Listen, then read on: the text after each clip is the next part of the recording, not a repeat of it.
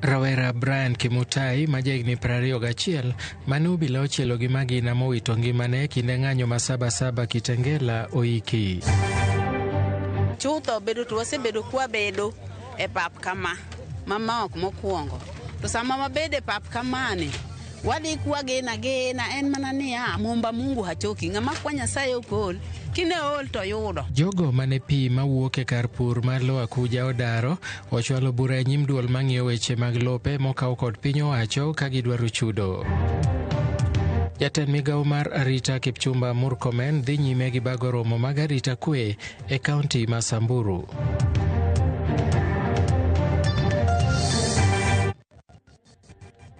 Igni e chenro mar kagi kacha nyinga Milton Ocheng.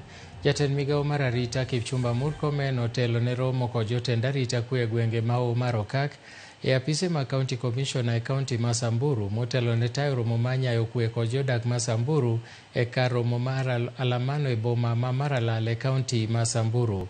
Koloso kod ute mag fwambo oko mar apisi mar gavana ma Samburu, Murkomen nowacho ni migawo mare oseketo piny okenge makare mabiro gayo kako obila biro rakore kod jomaundu madonjore e ng'anyo kata jomaundu masiko kamonjo gwenge mopogore pacho ka. Murkomen noten kod jagoro mongirore migawo mar arita Dr. Raymond Omolo, ogai mar obila Douglas Kanja e kind jotelo mamoko mag arita. We make it very clear from the Office of the Cabinet Secretary on behalf of the Government of Kenya and the Executive and pass on to constitutional provisions on how the police officers can manage use of firearm and use of force when carrying out their responsibilities, whether dealing with bandits here or dealing with criminals in urban areas or dealing with goons. The good news is today, this morning, I have dispatched the policy to the IG and it will be shared to the public. We have lost lives. This is an area that also we have a serious challenge of highway robbery, particularly the road between here in Maralal up to Baragoy. And it is a challenge because of the situation within the roads where criminals have ambushed public service vehicles, police vehicles, vehicles carrying prisoners, and that has persisted for some time. The good news is that the government of Kenya is going to tarmac the road from Maralal to Baragoy. I think that if we were able to really manage is these sellers of ammunition, because sometimes the people can have guns, but if you can stop the supply of bullets, it may help us to stem this problem. And so the security team is working on something that will tackle the supply chain for the ammunition so that we can be able to deal with this problem. Ji maromo 53 mawacho ni pi mawuok e kar pur mar Lower Kuja Irrigation Scheme ne odaro e kuonde mane gidakie ochwalo bura e nyim duol mang'iyo weche mag lope mokaw kod piny owacho mong'ere kaka Land Acquisition Tribunal ka gidwaro chudo. Jafwambo marwa e kaunti ma Migori, George Juma, nigi ler mathoth. Kada bang' piny owacho kawo kalo kuom duolo mochung' ne pur ma ikeyo pi e puothe mabedo kaka National Irrigation Authority golo omenda maromo milion 68 mar chulo jogo mane ochiwo bath lopege mondo koro gere lai mar pi e kar pur mar Lower Kuja Irrigation Scheme e sab-kono ma Nyatike. Chudo bende ne igeno ne dhi miyo National Irrigation Authority yud fuong'ruok chal ka gima yweyo ni pod onge.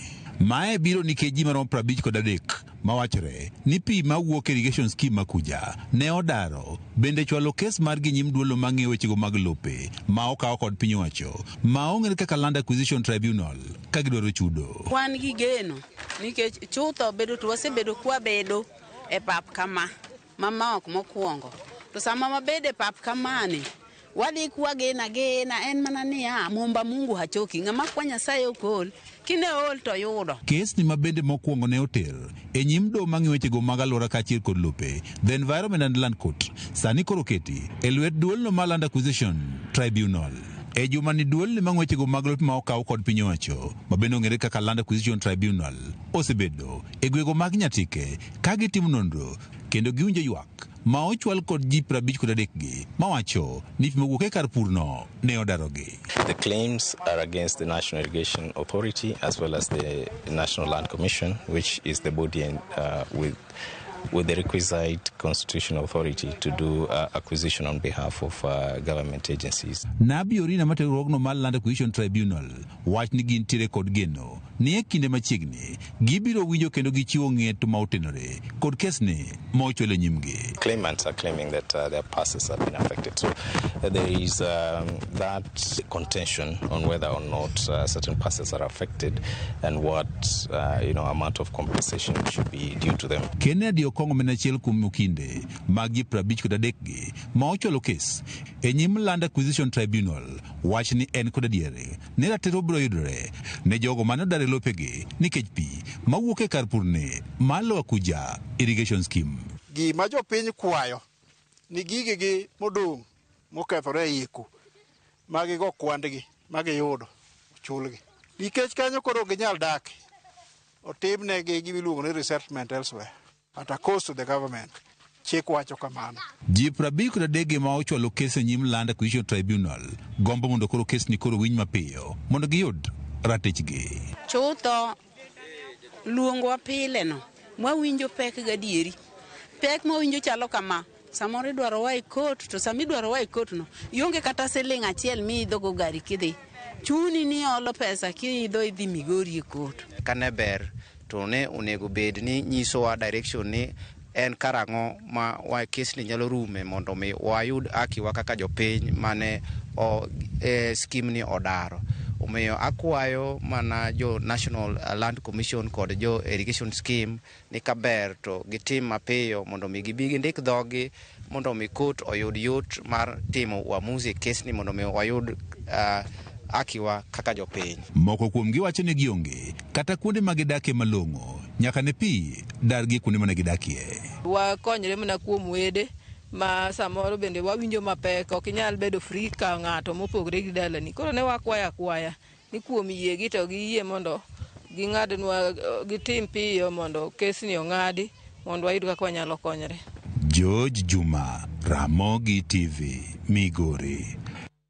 Sirikal kaunti ma Nairobi medo yudo seyo ewi jodag ma Woodley Estate e yo ma ok opuodhi ka Gavana Johnson Sakaja kod apisas mamoko itudo kod kelo jonjore madaro ji e utegi kokalo e yo ma ok opuodhi.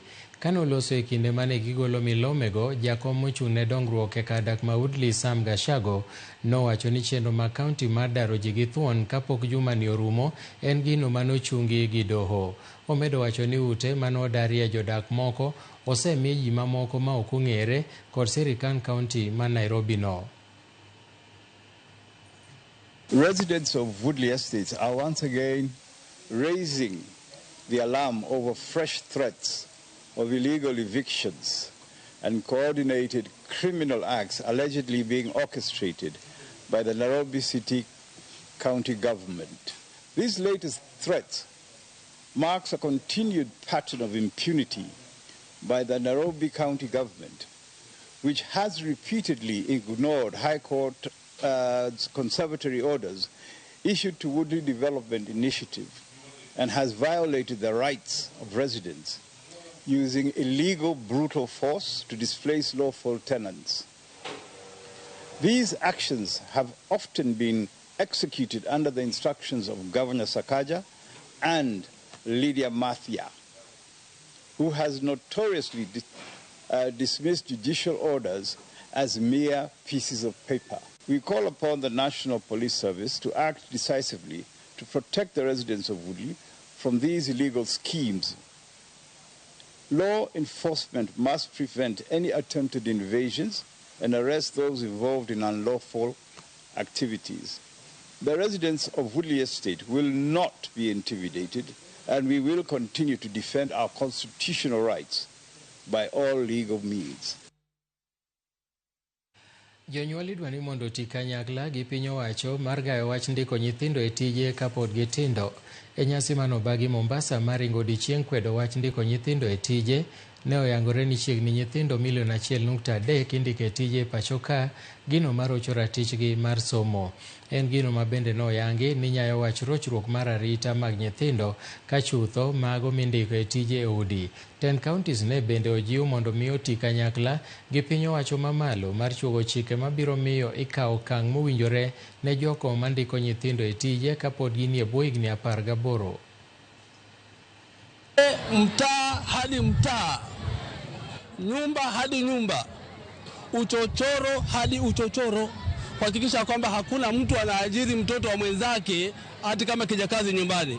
Sababu kuna tabia na wengine wanatoa watu sehemu fulani za nchi wakiwaleta kwa kisingizio eti wanakuja kuwasomesha, kumbe amemleta kama kijakazi. Kwa hivyo imefika mahali sasa hili swala tulivalie njuga, tuhakikisha kwamba wote wanaandikwa kama domestic workers ama housemaids ama house helps ama vijakazi wawe wamefika umri wa kuajiriwa. Tuko na Employment Act, tuko na Children's Act, tuko na mambo kama national policy yenye iko ile mikakati imewekwa na serikali kuu kuhakikisha serikali pamoja na wananchi pamoja na zile shirika zingine wanaweka mikono pamoja, wanafanya kazi pamoja kuhakikisha tumemaliza hii changamoto ya child labor. Nilipeleka hoja katika County Assembly, hoja kuhusu kuangamiza mambo ya kutumia watoto wadogo katika kazi.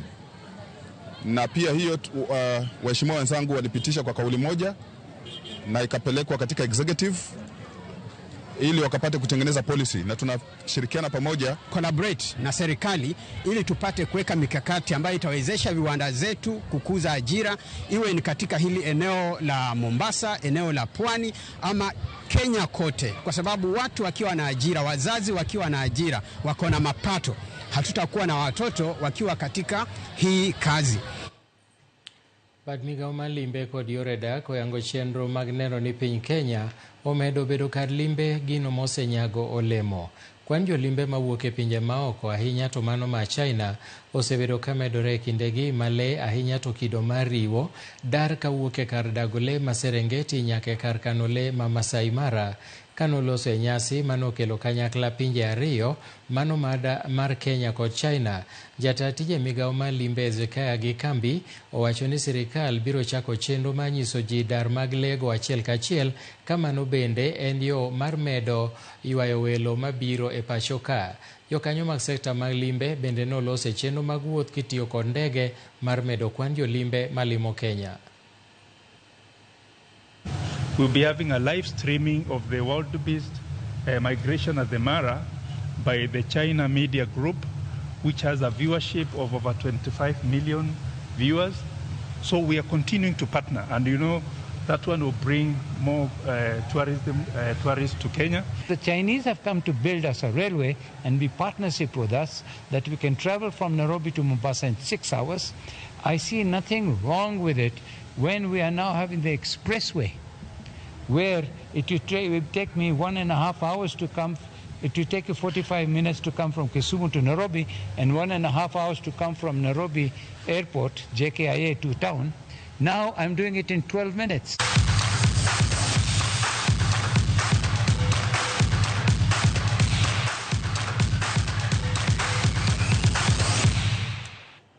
Tim mar Kakoro biro ting'o nying Kenya e tuke mag nyithindo ma higni e piny higni 13 e piny China juma manyien.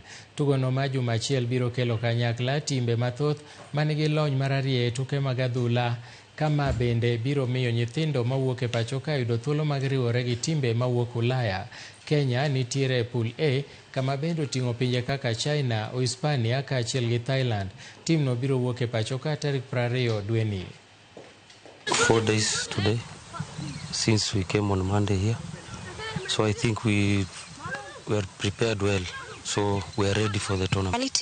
We ensure that we scout the best players from all over the country, equip them with the best resources, human resources and physical resources that they need to succeed in their dream, which is football, because we want to have the best footballers around the world globally and scout them outside to the big teams.